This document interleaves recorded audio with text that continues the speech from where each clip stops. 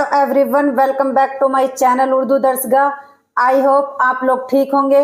मैं डॉक्टर गुलनाज फातिमा। मैंने अपनी इब्तिदाई तालीम हासिल की है जामिया अहसनुल बनात मुरादाबाद से। उसके बाद एमए की डिग्री और डॉक्टरेट की डिग्री हासिल की है अलीगढ़ मुस्लिम यूनिवर्सिटी के शोबा सुन्नी दीनियात यानी फैकल्टी ऑफ थियोलॉजी से। आज की इस वीडियो में मैं एनसीईआरटी की 5th क्लास की उर्दू की बुक इब्तिदाई उर्दू उसके 3 चैप्टर्स लेकर इस वीडियो में हाजिर हुई हूँ ताकि आप लोगों को अच्छे से समझा सकूं। आइए बिला ताखीर वीडियो शुरू करते हैं। तो इस वीडियो का सबसे पहला चैप्टर देखेंगे क्या है, मेरी पतंग।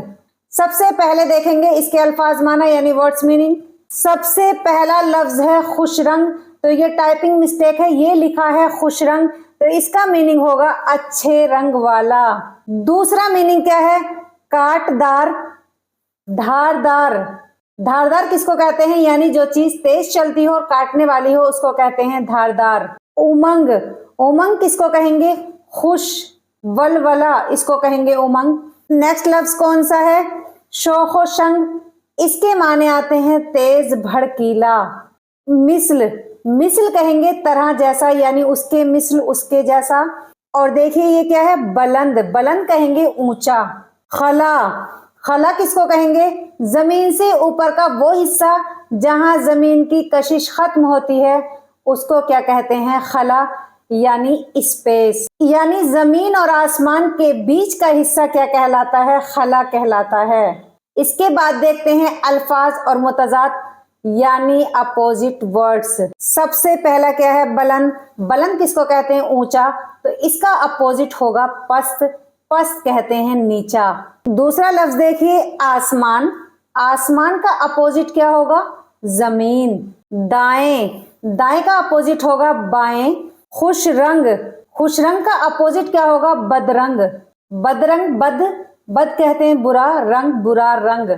और खुश रंग यानी वो रंग जो दिल को खुश कर दे, तो इसका अपोजिट क्या होगा, बदरंग। दिन का अपोजिट क्या होगा, रात। ऊपर इसका अपोजिट होगा नीचे, तेज, तेज का अपोजिट होगा हल्का। और लास्ट क्या है, उठना, उठने का अपोजिट होगा बैठना। इसके बाद क्या है, इस्म यानी नाउन। नाउन किसको कहते हैं, इसकी कितनी किस्में हैं, प्रॉपर नाउन, कॉमन नाउन, ये सब मैं आपको पढ़ा चुकी हूँ। मैं डिस्क्रिप्शन बॉक्स में इसका लिंक दे दूंगी तो आप दोबारा देख लीजिएगा। अब देखते हैं इसके सवाल और जवाब। सवाल नंबर 1, हिंदुस्तान के पहले वजीर आजम कौन थे, तो उनका नाम है जवाहरलाल नेहरू, तो इसमें ऑप्शन ए सही है। सवाल नंबर 2, 15 अगस्त को वजीर आजम झंडा कहाँ फहराते हैं, तो वो है लाल किला, तो इसमें ऑप्शन सी सही है। सवाल नंबर 3, लफ्ज हलाल का मुतजाद यानी अपोजिट क्या है, तो वो है हराम, तो इसमें ऑप्शन ए सही है। सवाल नंबर 4, लफ्ज बुलंद का मुतजाद यानी अपोजिट क्या है, बुलंद किसको कहते हैं, ऊंचा, और पस्त किसको कहते हैं, नीचा, तो इसमें ऑप्शन ए सही है, पस्त। सवाल नंबर 5, इसमें नकरा बताइए। इसमें नकरा किसको कहते हैं, किसी आम शख्स या जगह या चीज के नाम को क्या कहते हैं, इसमें आम यानी इसमें नकरा कहते हैं। तो इसमें आम चीज कौन सी है, गाड़ी, कलम, झील, ये सब क्या है, आम चीजें हैं। तो इसमें 4th ऑप्शन सही होगा यानी ऑप्शन डी, इनमें सभी। यानी आम चीजें कैसे हैं, गाड़ी किसी की भी हो सकती है, कलम किसी का भी हो सकता है। अगर यहाँ पर होता है अहमद का कलम तो क्या होता, ये इसमें मारफा यानी इसमें खास होता। सवाल नंबर 6, किसी आम शख्स, चीज या जगह के नाम को क्या कहते हैं, इसमें नकरा यानी कॉमन नाउन, तो इसमें ऑप्शन बी सही है। सवाल नंबर 7, किसी खास शख्स, जगह या चीज के नाम को क्या कहते हैं, इसमें मारफा यानी प्रॉपर नाउन, तो इसमें ऑप्शन बी सही है। इससे पहले था चैप्टर नंबर 7 यानी मेरी पतंग, और ये है चैप्टर नंबर 8 सेहत और सफाई। ये चैप्टर सेहत और सफाई के रिलेटेड है। सबसे पहले देखते हैं इसके अल्फाज माना यानी वर्ड्स मीनिंग। पहला है दारो मदार, इसका माना क्या होगा, बुनियाद, असल। आगे देखिए क्या है, बैरूनी, बैरूनी का मीनिंग क्या है, बाहर का। ये चैप्टर सेहत और सफाई के ताल्लुक से है। इसमें बताया गया है कि जिल्द की 2 परतें होती हैं, एक होती है बैरूनी और एक होती है अंदरूनी। तो यहाँ पर यही बताया गया है इसका मीनिंग कि बैरूनी परत कौन सी होती है, वो होती है बाहर की। आगे देखिए गुदूद। गुदूद किसको कहेंगे? जिस्म के अंदर की गांठ गुठली क्या कहलाती है? गुदूद कहलाती है। खूर्दबीन। खूर्दबीन किसको कहते हैं? माइक्रोस्कोप को क्या कहते हैं? खूर्दबीन कहते हैं। अंदरूनी। अंदरूनी यानी अंदर का हिस्सा, तो ये क्या है? जिल्द की परतें हैं, बैरूनी और अंदरूनी। बैरूनी बाहर का और अंदरूनी अंदर का। गर्दिश। गर्दिश किसको कहेंगे? घूमना, चक्कर लगाना क्या कहलाता है? गर्दिश कहलाता है। फाजिल। फाजिल किसको कहेंगे? जरूरत से ज्यादा। और लास्ट मीनिंग क्या है? फरहत। फरहत किसको कहेंगे? ताजगी, इसको कहेंगे फरहत। और फरहत खुशी को भी कहते हैं। अब देखते हैं वाहिद और जमा। वाहिद सिंगुलर और जमा प्लूरल। तो एक साइड क्या लिखे हैं? वाहिद और दूसरी साइड क्या लिखे हैं? जमा। तो सबसे पहले देखते हैं जिस्म, ये क्या है? सिंगुलर है और इसका प्लूरल क्या होगा? अजसाम। मालूम सिंगुलर है, मालूमात प्लूरल। मौका। मौका क्या है? सिंगुलर है। मवाके प्लूरल है। हैवान। हैवान क्या है? सिंगुलर है। हैवानात प्लूरल है। मुश्किल। मुश्किल क्या है? सिंगुलर है। मुश्किलात इसका प्लूरल है। महसूस।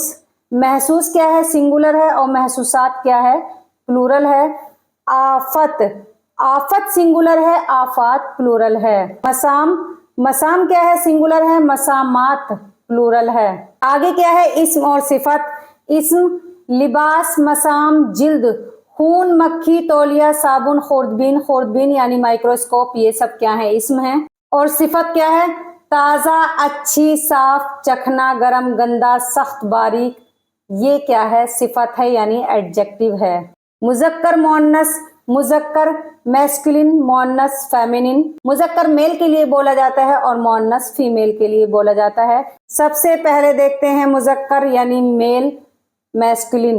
लिबास, मौसम, मौका, कपड़ा, मुस्लिम, खून, गर्दो गुब्बार, मैल, ये सब क्या है? मुजक्कर हैं। मुअन्नस देखिए यानी फीमेल, फेमिनिन। गर्दिश, खारिश, जिल्द, सेहत, हवा, ग़िज़ा, मालिश, ताजगी, ये सब क्या है? मुअन्नस है यानी फेमिनिन है। इस चैप्टर के अब देखेंगे सवाल और जवाब। सवाल नंबर 1, हजारों जरासीम ऐसे होते हैं जिन्हें हम आंखों से नहीं देख सकते, तो इसमें क्या आएगा? जरासीम यानी जरासीम किसको कहते हैं? बैक्टीरिया, तो इसमें ऑप्शन बी सही है। सवाल नंबर 2, इससे मुख्तलिफ डैश पैदा होती हैं, तो क्या पैदा होती हैं? बीमारियां, तो इसमें बीमारियां फिल होगा, ऑप्शन बी सही है। सवाल नंबर 3, लगातार इस्तेमाल से डैश की बैरूनी परत घिसती रहती है, तो किस चीज की परत घिसती रहती है? जिल्द की। जिल्द किसको कहेंगे? स्किन को कहेंगे, तो यहाँ पर जिल्द फिल होगा, ऑप्शन बी सही है। सवाल नंबर 4, पसीने के जरिए जिस्म के बहुत से डैश और फाजिल मादे खारिज हो जाते हैं यानी निकल जाते हैं, तो कौन से मादे निकल जाते हैं? गंदे, तो इसमें ऑप्शन बी सही है। सवाल नंबर 5, जिस्म पर डैश फुंसियां निकलने लगती हैं और खारिश हो जाती है, तो डैश में क्या आएगा? फोड़े, यानी जिस्म पर फोड़े फुंसियां निकलने लगती हैं और खारिश हो जाती हैं, तो इसमें ऑप्शन ए फिल होगा। सवाल नंबर 6, जिस्म के जो हिस्से ज्यादा खुले रहते हैं उन पर गर्दो गुबार भी ज्यादा जमता है, गर्दो गुबार को क्या कहेंगे? यानी धूल मिट्टी जमती रहती है, तो इसमें ऑप्शन ए फिल होगा। सवाल नंबर 7, सही इमले पर निशान लगाइए, यानी इनमें से कौन सा सही लिखा हुआ है? तो वो लिखा है वर्जिश, ऑप्शन ए। वर्जिश किसको कहेंगे? एक्सरसाइज को कहेंगे, तो इसमें ऑप्शन ए सही है। सवाल नंबर 8, सही इमले पर निशान लगाइए, इन तीनों वर्ड्स में से कौन सा सही लिखा हुआ है? तो वो है ऑप्शन सी, मसामात। सवाल नंबर 9, सही इमले पर निशान लगाइए, तो इसमें क्या लिखा हुआ है? शर्त, जो कि तो से आएगा, तो इसमें ऑप्शन ए सही है। सवाल नंबर 10, सही इमले पर निशान लगाइए, तो इसमें जो सही लिखा है वो लिखा है गर्दिश, तो ऑप्शन सी सही है। सवाल नंबर 11, सही इमले पर निशान लगाइए, तो इसमें से कौन सा सही लिखा है? तो इसमें ऑप्शन बी सही है, सुराख। सवाल नंबर 12, सही इमले पर निशान लगाइए, इसमें सही कौन सा लिखा हुआ है? तो इसमें सही लिखा है ऑप्शन बी, इंसान। सवाल नंबर 13, सही इमले पर निशान लगाइए, तो इसमें सही जो लिखा है वो लिखा है सफाई स्वाद से, तो इसमें ऑप्शन ए सही है। सवाल नंबर 14, सेहत के लिए क्या जरूरी है? ऑप्शन ए क्या है? खुली ताजा हवा। ऑप्शन बी में क्या है? अच्छी गिजा यानी हेल्दी फूड। ऑप्शन सी में क्या है? सफाई। तो ये तीनों चीजें सेहत के लिए बहुत ज्यादा जरूरी हैं, तो इसमें ऑप्शन डी सही होगा इनमें से सभी। अब देखते हैं इस वीडियो का तीसरा चैप्टर। चैप्टर का नाम क्या है? दरख्त की गवाही यानी पेड़ की गवाही। सबसे पहले देखते हैं इसके अल्फाज माना। काजी, काजी कौन होते हैं? इंसाफ करने वाला। काजी इंसाफ करने वाला। मसरूफ हो जाना, मसरूफ किसको कहेंगे? बिजी। मसरूफ हो जाना, काम में लग जाना। रंजीदा, दुखी, उदास। यहाँ दाल छूट गया है तो आप इसको पढ़िएगा दुखी। अशद, अशद किसको कहेंगे? बहुत ज्यादा शदीद तरीन। जैसे कह सकते हैं मुझे आपकी अशद जरूरत है यानी बहुत ज्यादा जरूरत है। मुद्दाई, मुद्दाई किसको कहेंगे? दावा करने वाला। यानी अगर मैं किसी चीज का दावा कर रही हूं तो मैं क्या कहलाऊंगी? मुद्दाई। दावा करना, हक जताना। ये क्या है? मुजक्कर मुअन्नस, जो कि मैं आप लोगों को समझा चुकी हूं। इसके बाद देखते हैं अल्फाज मुतजाद यानी इस चैप्टर के अपोजिट वर्ड्स। बर्बाद, इसका अपोजिट होगा आबाद। हाजिर, हाजिर का अपोजिट क्या होगा? गायब। सच्चा, सच्चे का अपोजिट होगा झूठा। जिंदगी अपोजिट मौत। रोना अपोजिट हंसना। सही अपोजिट गलत। इसके बाद क्या है? फेल किसको कहते हैं यानी वर्ब किसको कहते हैं? ऐसे अल्फाज जिनसे किसी काम का करना या होना जाहिर हो से क्या कहते हैं? वर्ब कहते हैं। फेल कहते हैं जैसे निकलना, चलना, रोना, सोना, खाना, हंसना। ये सब आपको अच्छे से समझ में आ गया होगा। मैं आपसे कहूंगी कि सिफत यानी एडजेक्टिव, इस्म किसको कहते हैं यानी उर्दू में नाउन किसको कहते हैं?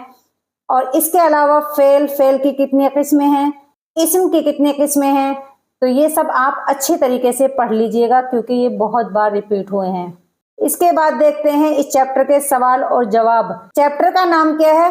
दरख्त की गवाही यानी पेड़ की गवाही। ये बहुत दिलचस्प कहानी है, आप लोग इसको जरूर पढ़िएगा। दो दोस्त होते हैं, उनमें से एक दोस्त 1 महीने के वादे पर क्या लेता है? उधार लेता है। उसके बाद वो देने से इनकार कर देता है। फिर किस तरीके से दरख्त गवाही देता है? आप लोग प्लीज इस स्टोरी को जरूर पढ़ें, आपको फिर इसके बाद ये चैप्टर बहुत अच्छे से समझ में आ जाएगा। इसमें सवाल इसी तरह से है कि उसने मुश्किल में अपनी परेशानी बताकर किस तरह पैसे मांगे और किस तरीके से वादे से मुकर गया। तो आइए देखते हैं सवाल और जवाब। उम्मीद है आपको सवाल जवाब से स्टोरी अच्छे से समझ में आने लगेगी।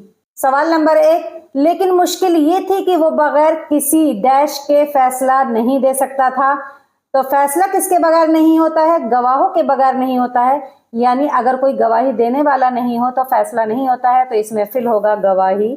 ऑप्शन बी सही है। सवाल नंबर 2, मुझे उसकी परेशानी जानकर बहुत दुख हुआ। यानी जब उसने पैसे उधार मांगे यानी उसने जो परेशानी बताई तो वो जानकर बहुत दुख हुआ, तो इसमें जान फिल होगा। ऑप्शन बी सही है। सवाल नंबर 3, उसने ये रकम मुझसे 1 महीने के वादे पर ली थी। यानी उसने जो पैसे मांगे थे दोस्त ने, तो उसने 1 महीने के वादे पर मांगे थे, तो इसमें फिल होगा वादे। ऑप्शन ए सही है। सवाल नंबर 4, उस दरख्त के पास जाओ और उससे कहो तुमको काजी ने बुलाया है। काजी किसको कहेंगे? फैसला करने वाला। तो इसमें ऑप्शन सी फिल होगा काजी। यानी जब वो दोनों दोस्त काजी के पास अपने पैसों का फैसला लेकर पहुंचे तो काजी ने उस लड़के से कहा जिसके पैसे थे कि जाओ दरख्त को बुलाकर लाओ, क्योंकि दरख्त तुम्हारा गवाह है, क्योंकि उसने पैसे उस दरख्त के नीचे दिए थे। सवाल नंबर 5, उसने दरख्त को काजी की मोहर दिखाई। तो इसमें ऑप्शन बी फिल होगा मोहर। यानी जब काजी ने उसको पेड़ को बुलाने के लिए भेजा तो उसने अपनी मोहर उसको दी थी कि पेड़ को दिखाना, उससे कहना कि काजी ने तुम्हें बुलाया है। सवाल नंबर 6, उसने काजी साहब को बताया कि डैश ने मेरी बात का कोई जवाब नहीं दिया। तो किसने जवाब नहीं दिया? दरख्त ने। तो इसमें ऑप्शन डी फिल होगा। यानी जब उसने जाकर दरख्त को काजी की बात बताई तो दरख्त ने कोई जवाब नहीं दिया। सवाल नंबर 7, बर्बाद का मुतजाद क्या होगा? बर्बाद, इसका मुतजाद यानी अपोजिट होगा आबाद। ऑप्शन बी सही है। सवाल नंबर 8, जिंदगी का मुतजाद यानी अपोजिट क्या होगा? मौत, तो ऑप्शन सी सही है। सवाल नंबर 9, हाजिर का मुतजाद यानी अपोजिट गायब, तो इसमें ऑप्शन सी सही है। सवाल नंबर 10, रोने का मुतजाद हंसना, ऑप्शन ए सही है। सवाल नंबर 12, सही का मुतजाद यानी अपोजिट, तो सही का होगा गलत, तो ऑप्शन बी सही है। सवाल नंबर 13, दावा करने वाला शख्स ये सुनकर बुरी तरह रोने लगा। इस जुमले में, इस सेंटेंस में वर्ब क्या है, फेल क्या है, तो इसमें वर्ब है रोना, ऑप्शन सी सही है। सवाल नंबर 14, ये शख्स बहुत कस्में खाता है। इस जुमले में फेल क्या है, वर्ब क्या है, खाना, यानी कस्में खाता है, खाता क्या है इसमें, ऑप्शन डी फेल यानी वर्ब है। सवाल नंबर 15, नहीं तो मैं बर्बाद हो जाऊंगा। इस जुमले में फेल क्या है, फेल यानी वर्ब क्या है, तो हो जाना क्या है, फेल है, ऑप्शन डी सही है। सवाल नंबर 16, तुमने किस जगह उसको रुपये दिए थे।